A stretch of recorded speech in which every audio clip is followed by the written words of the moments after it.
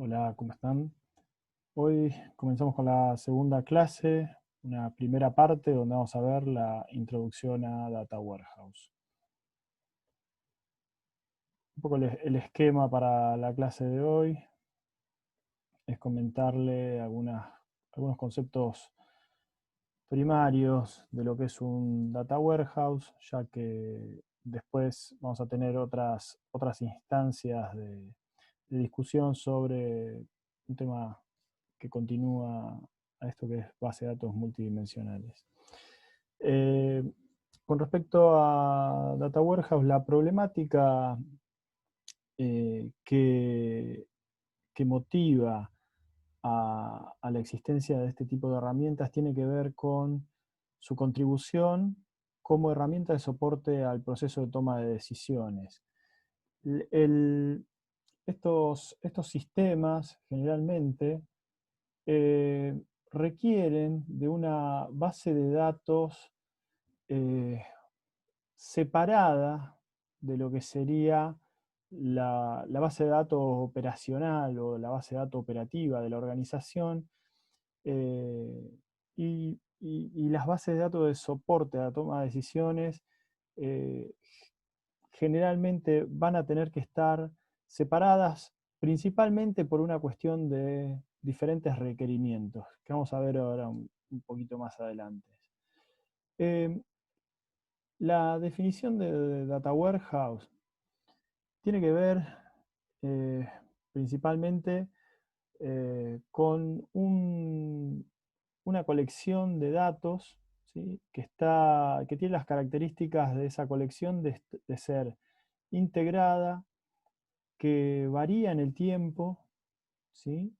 Que no es volátil y que está orientada a un tema particular. ¿Sí? No es que almacenamos datos que hablan de multitemáticos, sino que tienen un propósito específico esas bases de datos. Y generalmente están diseñadas para asistir a sectores gerenciales en el proceso de toma de decisiones. Esa es la definición principal de William Aymon, que es eh, un conocido investigador y profesional de ciencia de la computación, como padre de las bases de datos también y padre del Data Warehouse. Eh, Dentro de esa definición de Data Warehouse, que tiene que ver con cuestiones orientadas a un tema, ahí la definición de orientado a un tema tiene que ver con que un data warehouse abarca o está organizado en torno a grandes temáticas como pueden ser clientes, pueden ser con respecto a si pensamos en una universidad, por ejemplo, podemos pensar en un data warehouse de alumnos, un data warehouse de docentes, de carreras, ¿sí? Eh, digamos que no es que vamos a tener data warehouse multitemáticos, sino que vamos a estar bien orientados a una temática. Eh, Siempre se va a centrar esta característica de orientado a una temática en, eh, en el modelo y en el análisis de los datos que van a ser estrictamente necesarios para un tomador de decisiones. ¿Sí? Nos vamos a alejar siempre, cuando empecemos a pensar en los temas, eh, hay que alejarse del concepto de procesamiento transaccional en este tipo de bases de datos. Además, va a tener que ser capaz esa orientación a un tema de dar una visión concisa sobre cuestiones temáticas que son bien particulares de ese dominio. También hay otra de las características súper importantes, es la de integrada. Integrada significa que nosotros vamos a construir el data warehouse pensando en la suma de otras fuentes de datos que son desde el inicio heterogéneas, ¿sí? No sé, pensando en heterogeneidad de formatos, ¿sí? No sé, el origen son distintas bases de datos que tiene la organización y contribuyen a ese data warehouse, o son archivos de texto, archivos CSV, XML, o APIs a las que yo me conecto y me traigo datos, o también otras planillas de cálculo que no necesariamente tiene que ver con cosas que están sistematizadas, sino que son datos que yo reúno y que me van a servir para la conformación de ese data warehouse. Por otro lado, también vamos a tener que pensar que esa integración, esa característica de integrada, va a hacer bastante hincapié en las tareas propias de integración que van a tener que ver con cómo hacer coincidir esquemas de datos desde diferentes orígenes, cómo vamos a identificar el objeto de estudio y a aislarlo de posible ruido que tenga, es decir, vamos a trabajar en preprocesamiento a través de limpieza de los datos, mejoramiento de esos datos. Lo importante es que el proceso este de integración, ¿sí? O la característica de integrada, se va a ocupar de garantizar la coherencia entre los diferentes orígenes de datos. La coherencia muchas veces tiene que ver con que el almacenamiento en bases de datos distintas trae aparejada algunas cuestiones propias de cómo son las implementaciones o cuestiones ligadas a, no sé, diferentes esquemas o registros que tienen diferentes unidades de medida en una base de datos y en otra. Eh, Después va a haber cuestiones de cómo se identifican algunos elementos o algunos objetos de estudio en una base o en otra. Digamos, ese tipo de búsqueda de consistir los datos y de lograr una coherencia entre todas las fuentes es clave en la elaboración de un data warehouse. Otra de las características que es también que distinguen a los data warehouse es su naturaleza variante en el tiempo, ¿sí? Generalmente los data warehouse son usados para realizar análisis de tendencias o ver el comportamiento de una variable a lo largo del tiempo, ¿sí? El horizonte del data warehouse es significativamente más largo que el de una base de datos transaccional. Por lo tanto, requiere otro tipo de organización y de completitud de los datos. Además, cada una de las claves que está asociada a un registro del data warehouse va a tener una componente temporal en la mayoría de los casos, ¿sí? O casi siempre, o siempre, mejor dicho, va a estar asociada a una característica, a una información temporal, ¿sí? Cuando uno piensa en datos transaccionales, generalmente vamos a tener registrados quizás movimientos que son más espasmódicos de las variables.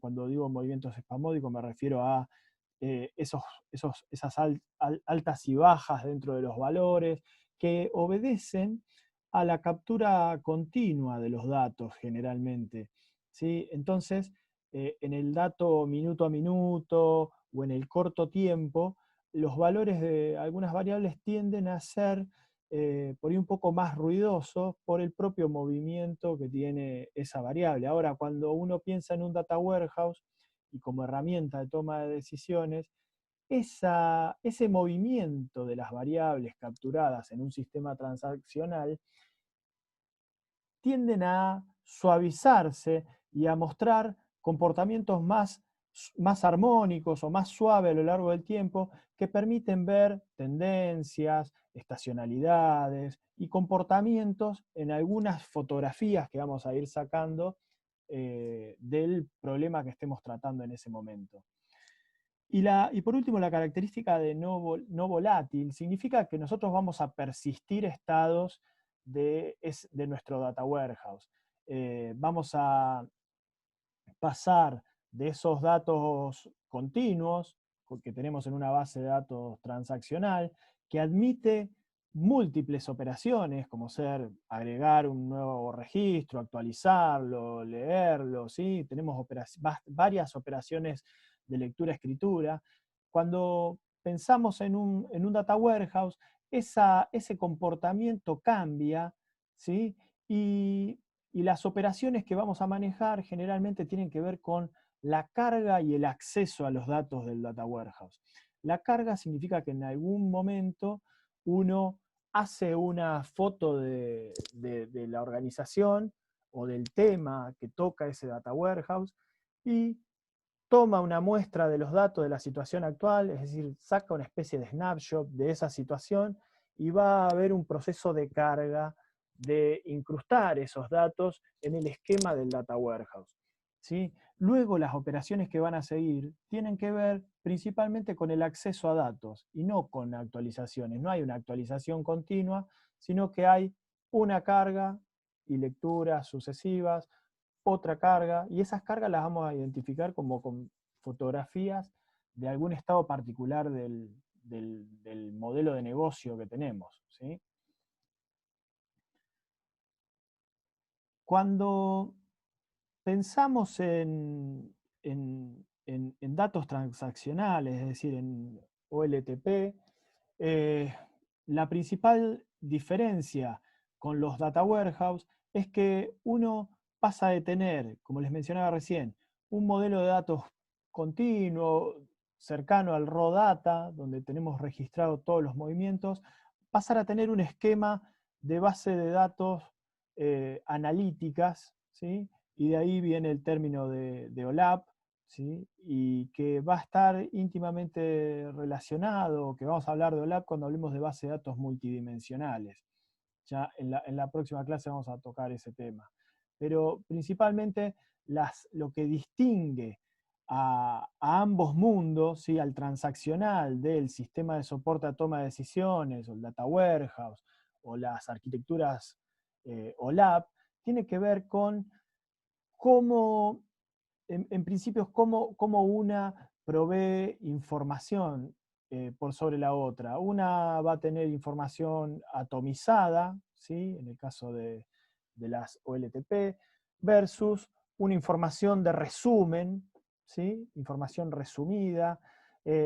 Acá los datos van un registro por unidad de tiempo, mientras que en OLAP vamos a pensar en registros, en muchos registros y no tanta, y más información tirando a presentar resúmenes. ¿Sí?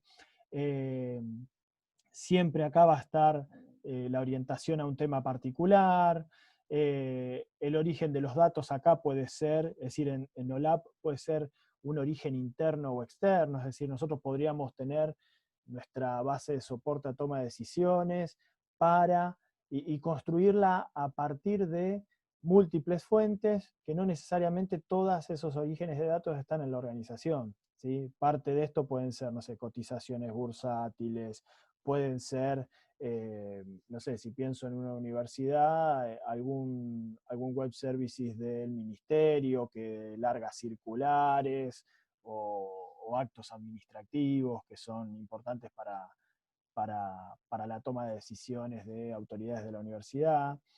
Eh, Además, otra cuestión que los distingue es que las bases de datos transaccionales trabajan de manera online, ¿sí? Mientras que cuando uno conforma y hace la carga del data warehouse, todos los procesos de carga van a ser de tipo batch. ¿Sí? Hay un batch que va a ir alimentando ese data warehouse.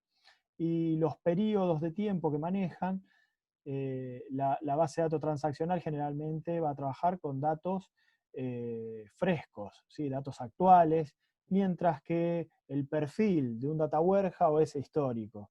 ¿Sí? El perfil histórico significa que vamos a poder tener fotografías de estados de la organización o de algún problema puntual de la organización y manejar historiales. ¿Sí? Y también parte de las características interesantes que tiene las bases de datos OLAP o los data warehouse o los sistemas para soporte a toma de decisiones. Tienen que ver también con la flexibilidad para ejecutar consultas que no fueron pensadas desde el momento que se concibió ese repositorio, ¿sí? Entonces, la capacidad de generar o resolver cuestiones analíticas es mucho más flexible y yo puedo explotar y encontrar relaciones entre los datos que per se no estaban pensadas tanto, ¿sí? Mientras acá es bastante más rígido el mundo de las transaccionales. Eh, por otro lado, eh, hay una cuestión eh, importante dentro de los data warehouse que tiene que ver en el cuestionamiento de por qué siempre voy a necesitar tener un data warehouse o un sistema de soporte a toma de decisiones por separado. En principio, la respuesta más rápida que hay para esta pregunta es que los objetivos son significativamente distintos entre una base transaccional y una de soporte a toma de decisiones, y los requerimientos tanto de hardware como las optimizaciones en las herramientas de software con las que trabajamos también son muy diferentes. Los requisitos de indexación que tiene un data warehouse y un sistema transaccional son distintos, ¿sí? Los controles de concurrencia son diferentes, porque en uno voy a estar constantemente eh, manejando transacciones, leyendo, escribiendo, actualizando registros, mientras que en un sistema de data warehouse solamente hay una carga y luego todas operaciones de lectura, ¿sí? Entonces las optimizaciones se dan solo en un momento y luego hay operaciones de lectura. Entonces los requisitos de implementación de una y de otra herramienta son muy distintos. Además, por ejemplo, los data warehouse no admiten muchas veces, por ejemplo, faltante de datos, ¿sí? Para los análisis, las series de datos tienen que estar completas.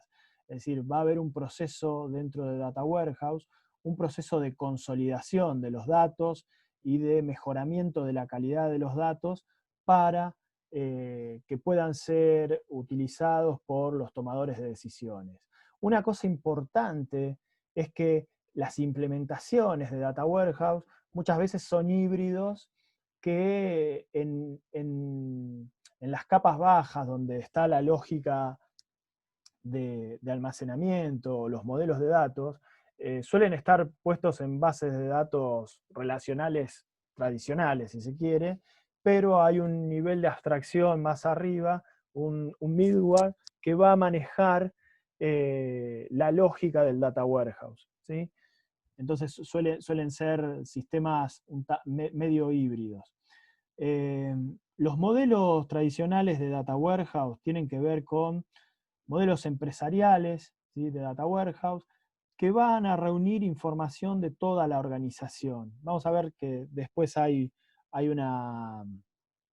topologías puntuales que obedecen a este tipo de modelos de data warehouse empresariales.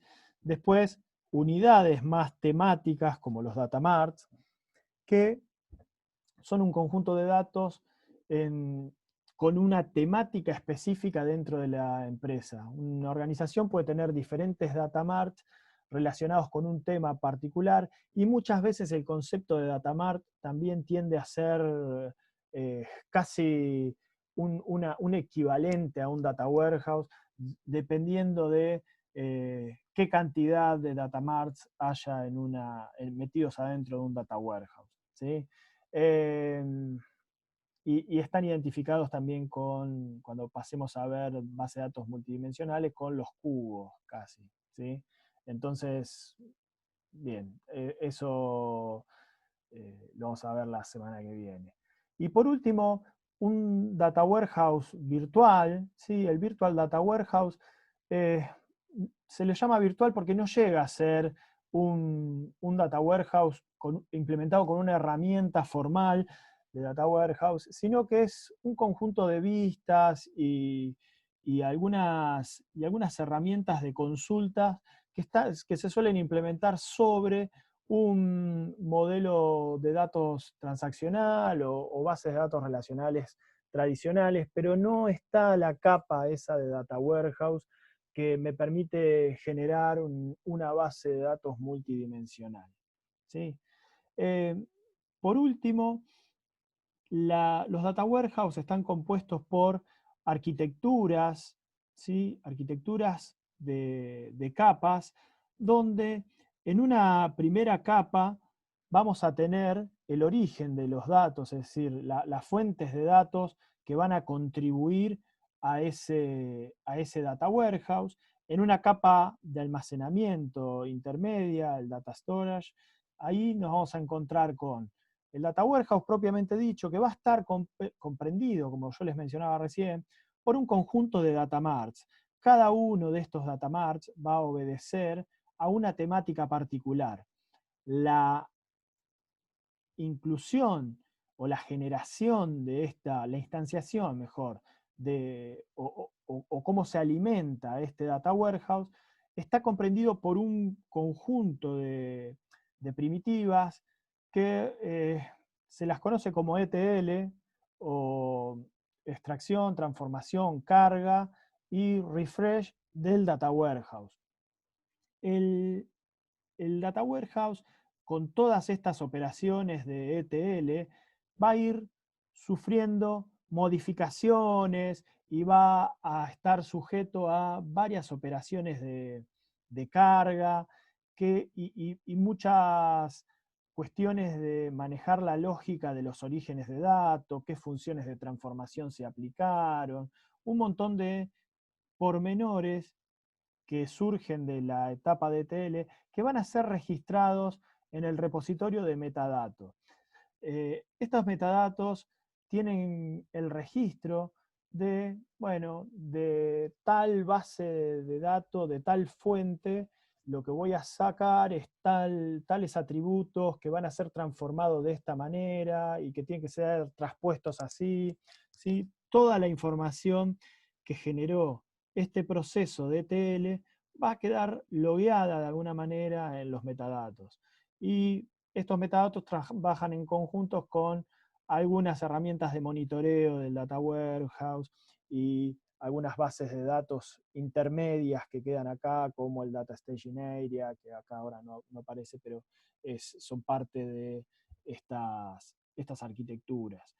Una vez que yo tengo el data warehouse, vamos a pasar a tener servicios, ¿sí? Servicios donde serán alojados nuestros cubos.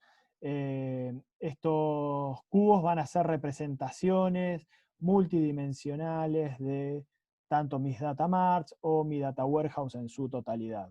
Y los frontend van a tener que ver con las herramientas de explotación de estos datos, ¿sí? Algún constructor de queries, algún generador de reportes, alguna etapa de minería de datos que requiera ser alimentada con un conjunto de datos que va a estar curado. ¿Sí? ¿Qué significa eso? Que van a ser extraídos de fuentes heterogéneas con diferentes errores o diferentes problemáticas, y a través del proceso de ETL se van a mejorar, se van a consistir junto con las diferentes fuentes y va a hacer que coincidan con el esquema del data warehouse. ¿Sí? Eh, Desde acá uno puede hacer consultas para ir a diferentes herramientas de análisis, ¿sí? En diferentes etapas también del proceso de descubrimiento de conocimiento. Esto terminamos. Una cosa importante de esto tiene que ver con en qué, en qué etapa del proceso de KDD nos encontramos. ¿Sí? Dentro del proceso de KDD, en esta instancia, vamos a estar metidos en la etapa de selección de datos y preprocesamiento y transformación de los datos. ¿Sí? Por ahí transformación no tanto, va a depender de algunas operaciones que hagamos, pero más que nada va a estar ligado a preprocesamiento. Y esas tareas de preprocesamiento tienen como objetivo la integración y el mejoramiento de los datos, la limpieza, la búsqueda, el tratamiento de datos faltantes, ¿sí? Eliminación de ruido, identificación de valores extremos. Muy bien, hasta acá llegamos con esta primera parte.